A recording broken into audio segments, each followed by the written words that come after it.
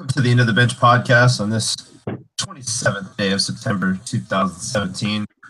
I'm your host, Jonathan Slotter, and with me, as always, James Haldeman. How's it going, buddy? It's my half birthday, so it's going great. What? March 27th, right around the corner. Not too far away from a potential Reno or Las Vegas trip. Right, yeah. I'm surprised the tickets are so cheap to Vegas, but that's neither here nor there. That's only positive news. So we have a pretty interesting week to talk about. A lot going on. A lot happening in both professional and collegiate football.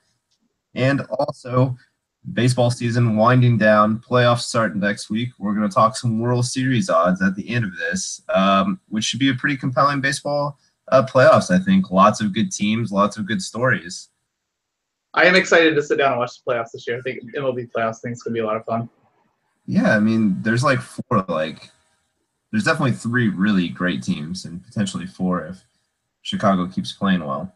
But all right, let's move on. You know the setup if you're a first-time listener. The setup is we're going to discuss some trends from last week. We'll talk about some surprises. We'll do a little zigzag theory. We'll talk about our plays for this weekend and also the Thursday night game, which is Chicago at Green Bay. And then we will discuss the World Series odds moving forward. Yeah. All right, so this week was a trendy week, and it kind of went the opposite of the first 2 weeks. Favorites were 4-12 against the spread, which makes them 20, 26-1 on the year. Overs were 10-6 against the spread, which rebounds them to 20-27 on the year. And the home teams covered 10-5-1. I put the 1 there because I don't really know what to do with the London game, so I'm just going to consider it. I guess at home, but I'm not really sure. So that would make home 26-18-2 on the year. The Jaguars are Britain's team is basically what we're saying. You know, that would be funny if more Jaguars fans were in London than in Jacksonville. Certainly a possibility. That's where they win. But I think, we were talking about this last week. We expected there to be some more overs this week comparatively. Do you think that this was more of it's going to normalize? Is this a one-off week? Or maybe it's completely different, as in the number's so low that they just need to raise the numbers in order to normalize it? I don't know, I guess. Obviously, Vegas lowered their number quite a bit last week because the average was 41 point whatever. And there were there were games where I think we saw a ton of points scored where it's probably more of an outlier. I think Seattle and Tennessee scoring a ton of points was an outlier. I do not. But you don't? Really? Well, because I don't think Tennessee's defense is super great. And I don't think Seattle's defense is particularly good at stopping what Tennessee does. So I thought, I remember whenever you like the under, I was like, yeah, I don't know, because it's like a strength on weakness for both teams. That's true. You did say that. You're better at football than I am. I will certainly hand you that.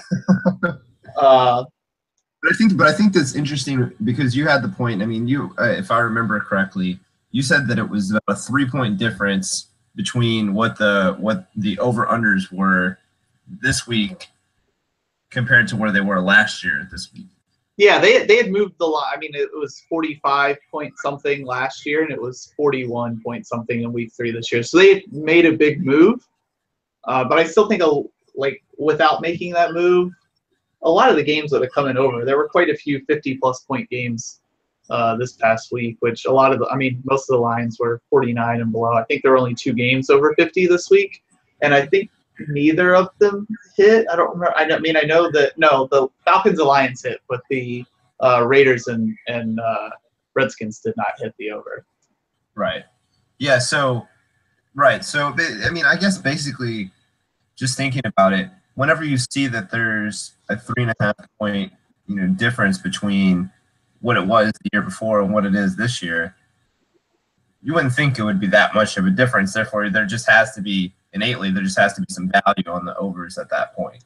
Yeah, I think probably I was a little too much into the low scoring of the NFL going into this past week, when really it should have just been an opportunity to take advantage of Vegas potentially overreacting to a slow start or lowering the line a little bit more than they should have on average. Yeah. So, I mean, I do think this year is going to be lower scoring, but maybe somewhere moderately in the middle, where you're maybe like a 42, high 42 or a low 43 number, which would still be pretty significant from last year, but not the 41s that we're seeing now. Yeah, I think you're probably right. That's probably where we will end up. Is maybe this is different than previous years, and offenses have just needed a little bit of time to get it cooking. I mean, we'll see. We'll see if teams continue to score. I mean, obviously the Rams and the 49ers are not going to score 80 points every time they play and that sort of thing. But it made for some really fun football to watch. The Giants coming back and scoring all those points against the Eagles made it fun, and a 61-yard field goal to win that game. I mean, it was a lot of really fun football finally to watch this weekend. Yeah, exactly. And I think that you make a great point.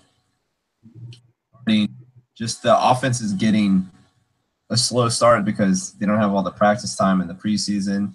They don't have a lot of game time either in the preseason. And so, therefore, a lot of these are timing-based offenses, and they're just not able to sync up. So it seems maybe that it's going to start ramping up, until the weather starts getting colder, and then, the scoring just naturally goes down at that point. Yeah. So there will be some more scoring going forward, and maybe this is another week where we can take advantage of some Vegas still having some lower numbers out there. Yeah. The other thing was, whenever we have another week like this, we just need to make a mental note that reverse teasers, whenever you have so many home underdogs, is just the way to go. Because, I mean, you could have played 5 or 6 teams on a reverse teaser, and like a 3-to-1 reverse teaser, 3-team parlay of a reverse teaser pays like 50-to-1. So I mean, the Texans, Jets, Jaguars would have been that would have been cash. So that's some interesting things to keep note of moving forward. Yeah, and then home teams are good at home, and road teams. Who knew? So that makes a lot of sense. With that said, I wasn't sure what to take away from this past week, because it was so weird. I thought there was not as much that I thought was predictive moving forward. For instance, just starting off, with the first one, Pittsburgh not playing well on the road at Chicago. I put them in a damn teaser. I said it on this damn podcast. Don't put them in a teaser. You did. Yeah. I freaking did it, and they killed me. I'm embarrassed for you. There's one game a year that they always screw up, and they just play terrible against a crappy team. And lo and behold, it was week 3. So they got that out of their system early. They'll be more normal moving forward. But I don't take a lot out of that game. Yeah. Le'Veon Bell still not running well is probably the only thing that I would think that is worrisome if you're a Steeler fan at this point. Antonio Brown's is awesome. But the Bears defense isn't bad. The Bears defense wasn't bad last week. They just their offense just had 4 turnovers. Yeah. And there's nothing the defense can do at that point to. So I not taking a lot from that one. And then Atlanta, conversely, the crazy stat for this game is that teams that lose the turnover battle by 3 and give up a non-offensive touchdown are 3-127. And Atlanta is now made it 4-127. So that just shows you how badly they actually beat Detroit, even though Detroit seemed like they kept it close and had an opportunity to win that game. But I think Atlanta overcoming all those things, I was more impressed with Atlanta, and I'm a little lower on Detroit than I was last week, I think. I don't know how you felt about that game. I watched most of that game. Yeah, I watched a decent chunk of that game. I like their teams. I enjoy watching them play football, so I watched a lot of that game. How deep did you go for that stat? Like, did you have to hop in a submarine and go down to the ocean floor to pull that up? Because that was pretty impressive. I'm excited about that stat. No, I got it from this Warren Sharp at Sharp Football Analysis. I don't believe you. I believe you dug that up yourself. Anyways, the real reason we're here to talk about football. I am very impressed with Atlanta. I'm probably not as down on Detroit as you are right now. I just think they're both really good football teams, and Atlanta being able to overcome that big of a turnover deficit. I think that offense is really, really good. I think that shows how good the defense is. If you could turn the ball over that many times and your defense can even keep you in a game. We just talked about Jesus Christ, I'm out of it. We just talked about Chicago's 4 turnovers basically sealing their fate against Tampa Bay last week, and to lose the turnover battle like that and still be able to win a football game against a team that is pretty good is very impressive. I think it's probably time to take Atlanta seriously. They kind of came out of nowhere last year to make the Super Bowl, but I got to think that they're the strongest contender in the NFC right now. Yeah, I personally was not as high on Atlanta as others were coming into this year. I didn't really care about the hangover, but I just didn't think they were that great last year. I mean, I thought they were great last year. I just thought it was kind of like a one-time thing. And they're looking to prove me wrong, but also at the same time, Atlanta is teams that started hot over the years. They've gone 6-0, 7-0, and then they finished like 9-7. Right. So I'm going to wait until midseason rolls around, see how they're playing then, because but the problem they get to play Carolina twice, which looks like 2 free wins right now. Yeah, but they have depth. And they haven't, and that's something they didn't have. Yeah. Another interesting thing, I'm not really sure it's something that I see moving forward, but I mean, Case Keenum throwing for 364 yards in the win, Minnesota just destroying Tampa Bay. It was 34-17, but it really wasn't that close. No, yeah. Minnesota's defense is certainly capable of turning people over, and with a quarterback like Winston, that usually spells recipe for disaster. But Case Keenum, Tampa Bay's defense is not bad, and Case Keenum destroyed them. And Stephon Diggs is getting touchdowns. He hasn't scored a lot of touchdowns in his career before this year. I think he had maybe 8 or something like that, and he's already got 5.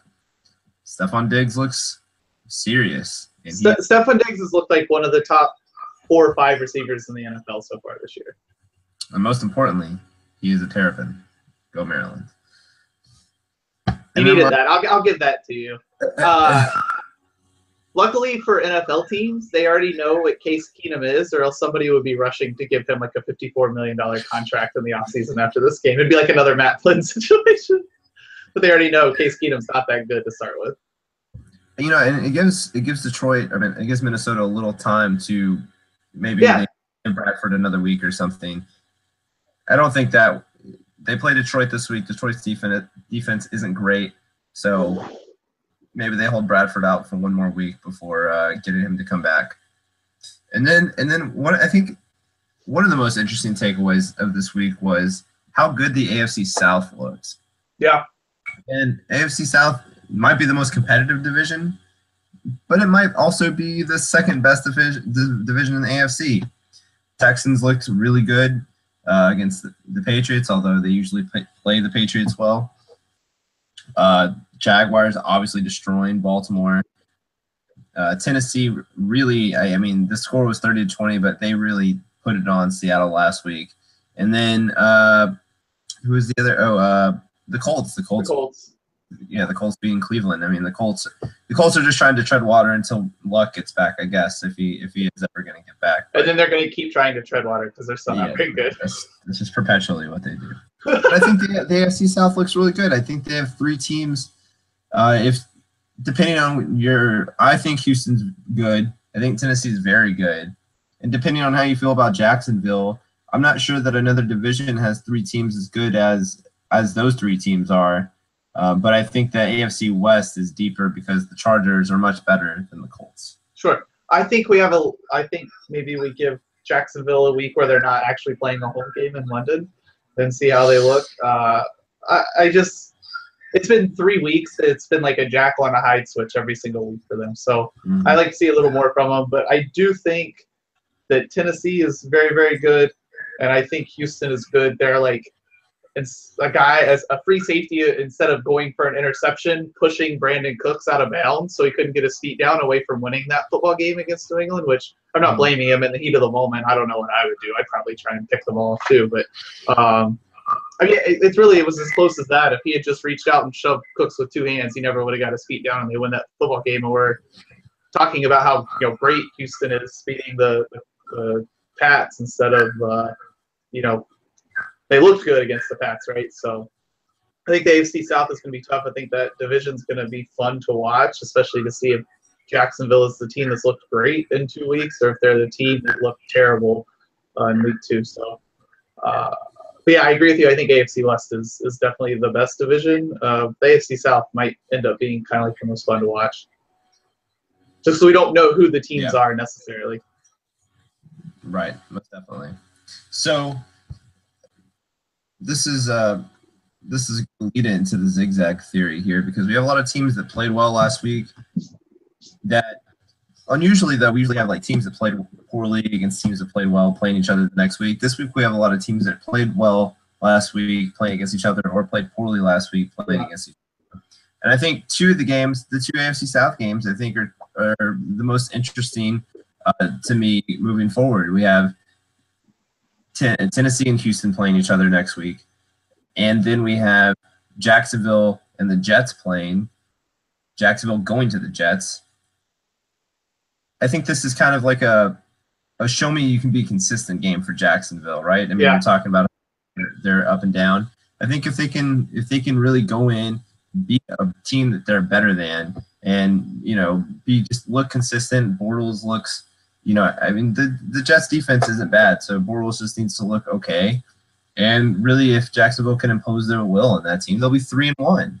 Maybe the secret is you starting Blake Bortles on your fantasy football team, and that's when he plays well. Oh yeah. So I picked up Blake Bortles at like 4 a.m. Sunday morning when I was on Bourbon Street because no one would trade with me. I was like trying to get rid of like Sammy Watkins, but like no one would trade for him, and so I like ended up picking Blake Bortles up at like 4 a.m. on Bourbon Street, and it ended up working out 3 hours later. Maybe I'm Jazzy James Haldeman and you're fantasy football Jesus from now on. Anyways, and I still lost. Oh God, that's terrible. I agree with you on the Jags. I think they have an opportunity here after looking really, really good against Baltimore to go in and kind of beat up on a team that they should be beating up on, which gives them a good chance. And then obviously the AFC South matchup will be fun with Houston and Tennessee.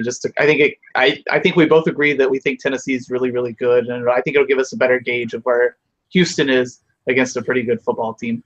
Yep, completely agree. So some candidates who played poorly last week that are playing teams that did well. We have Carolina at New England. New England, it's kind of a weird line in my opinion. It's only like 9. I'll take that. You think New England -9, they're not going to let it happen 2 weeks in a row? I wouldn't think so. See, I don't know. I mean, 9's a lot of points. Like, the more I think about this game, I think it's kind of the same. The Panthers provide a lot of the same problems that the Texans do, and they have a better quarterback. I mean, Cam isn't playing well right now, but certainly Cam could rebound against this soft Patriots defense. The Panthers defense has been the best in the NFL so far. I guess it's really difficult to gauge. It's a big line for a defense that I think is as bad as New England's defense is. They've given up a ton of points they didn't give up a ton of points to New Orleans, I guess, but they still gave up 20. And they gave up a ton of points to the Texans. And then they gave up a lot of yards to New Orleans, too. They gave up That's true, yeah. It was kind of like a bend, don't break sort of game for them. So the yards could have translated into a lot more points than they did. So 9 is a big number for New England to give up, just when they have the propensity to just given points up so far early this season.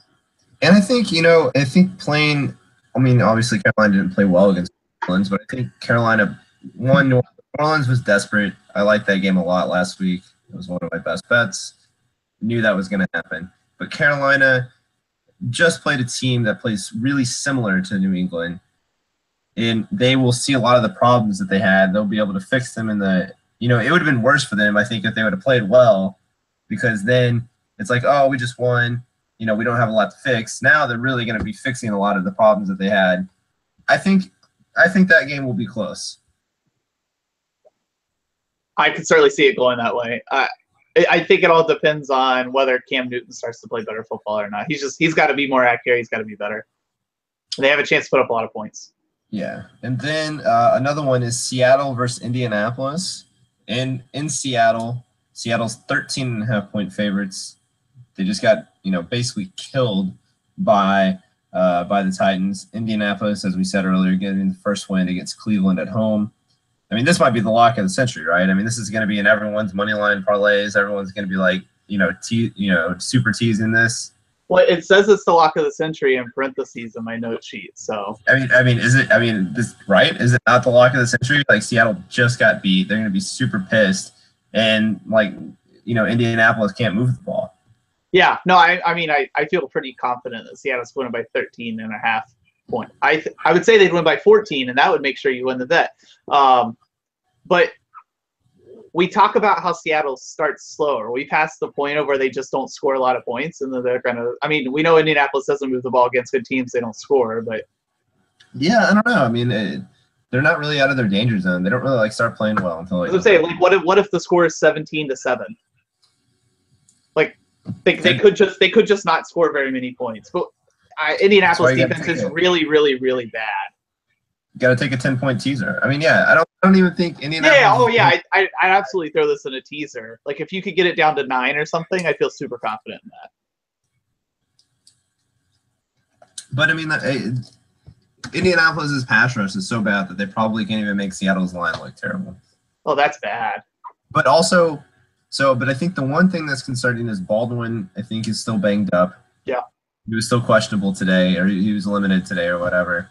And they just aren't deep at receiver. Paul Richardson's okay. Trading in Jimmy Graham is basically the only other guy they have. Tyler Lockett's, small. And, they like a guy like Javon Curse, who is at least established in the league. So, I don't know. I don't know. I think Seattle has a big day. Carson has a big game. I could see Seattle win this game like 20-3 or something like that.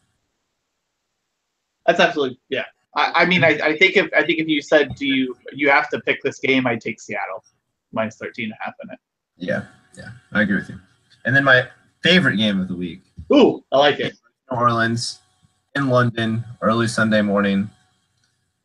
Miami is getting 3 points against this New Orleans team who, both teams have been just all over the place. Miami looked great in the first week, but maybe, LA is not as good as we thought they were.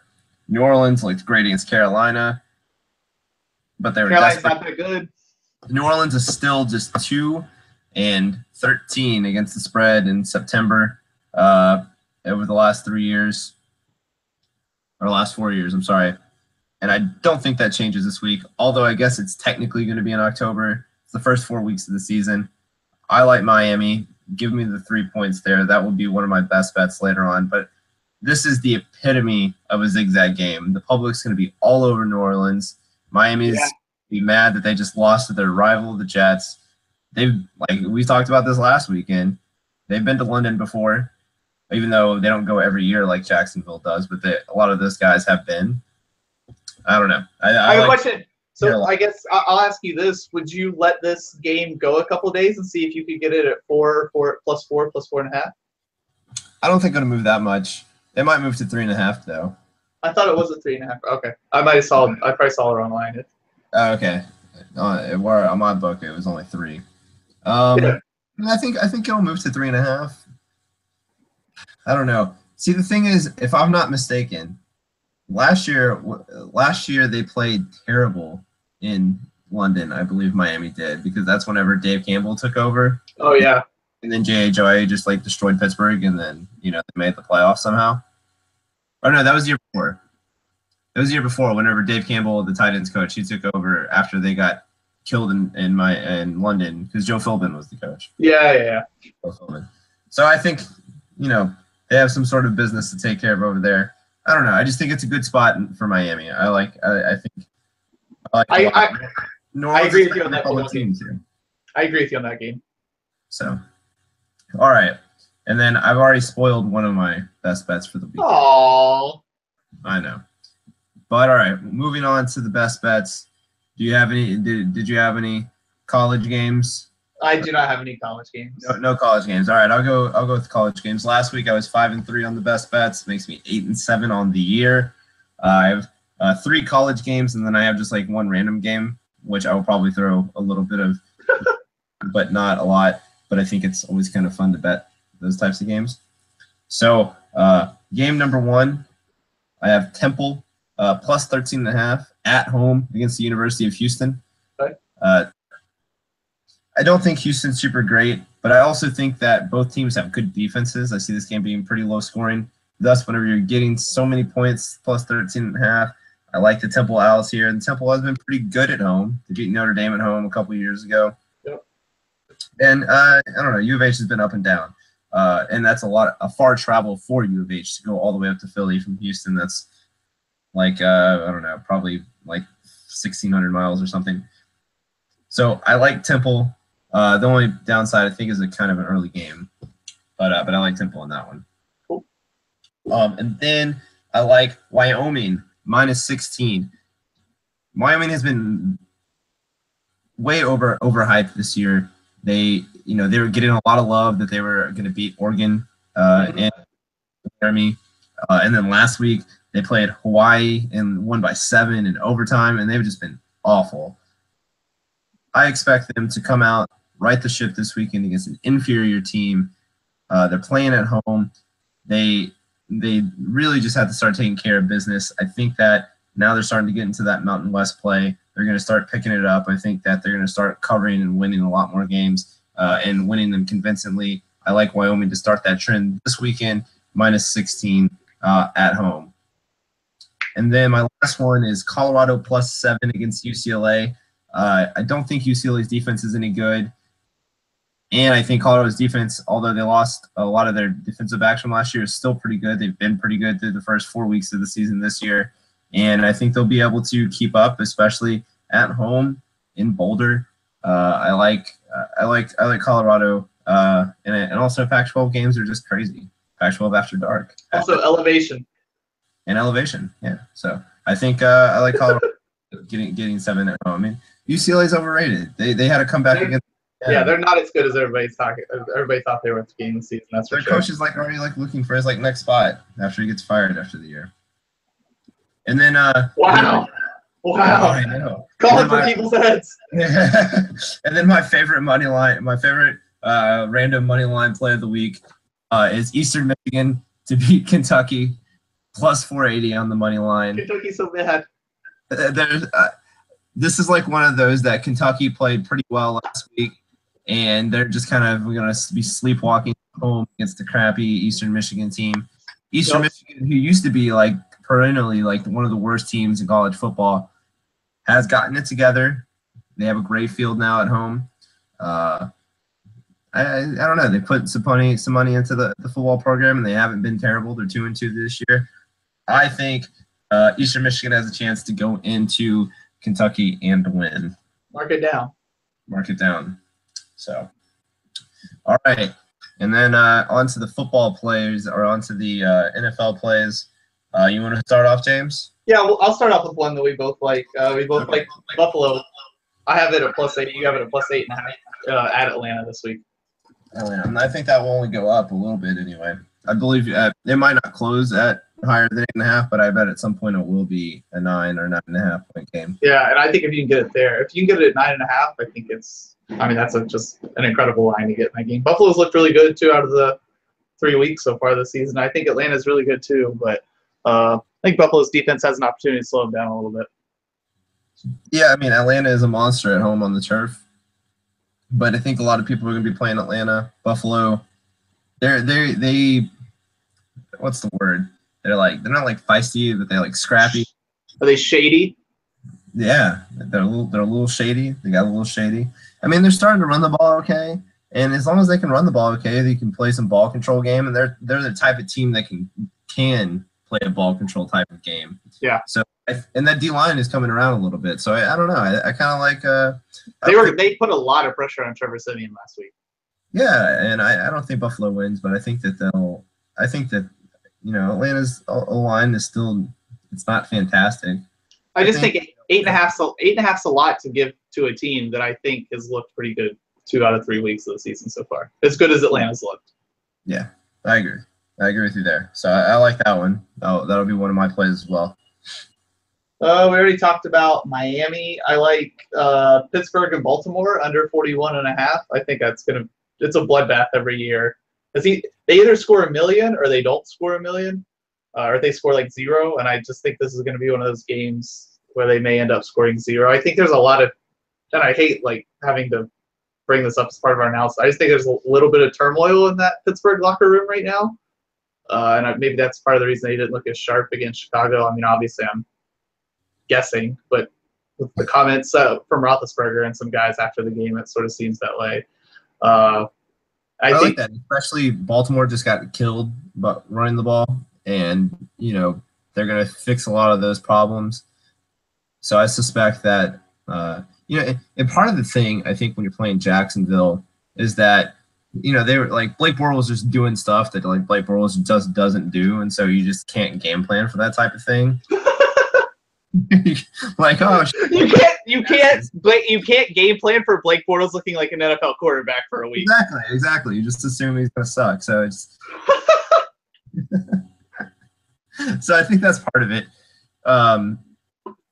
Exactly. And these games, these NFC North games or AFC North games are always like this. I like that under. I think that is a good call.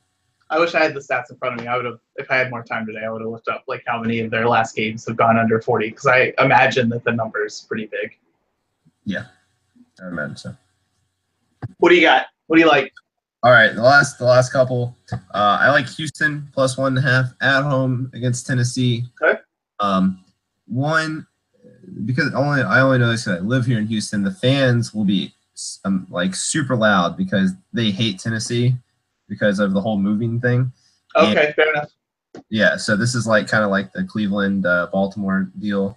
And I don't think. I mean, this is like you were telling me that if Houston went to go to Tennessee, that they would be like 5-point or 6-point underdogs, 7-point underdogs. I don't think that they're a 4-point underdog on a neutral field worse than Tennessee, especially with the way that Watson has played and J.J. Watt's starting to round into form. I think Houston will win this game. I think. Oh, okay. Do you like the money line, or are you just taking the points? Might as well take the points. It's just +1. I mean, you might as well take the money line. It's just +1.5. I think you like to talk about strengths and weaknesses of teams, and I think a strength of Houston is running the football, and that's obviously a weakness of the Tennessee defense. So I think they'll be able to control the ball, control the clock. And they obviously just played well against a team in New England that we think is at least good, even if their defense isn't great. So, and the other way around is where the Texans' D-line is very good, and their players aren't great. And Tennessee, while Corey Davis hasn't, I think will be a really great receiver, hasn't quite shown it yet, and they just don't have a lot of weapons on the outside. And I think that the Texans will be able to contain the running game of Tennessee. Fair enough. You talked me into it. And then the last one I like is just a contrarian pick. I have the Chargers -1 at home, which you said now is a pick 'em.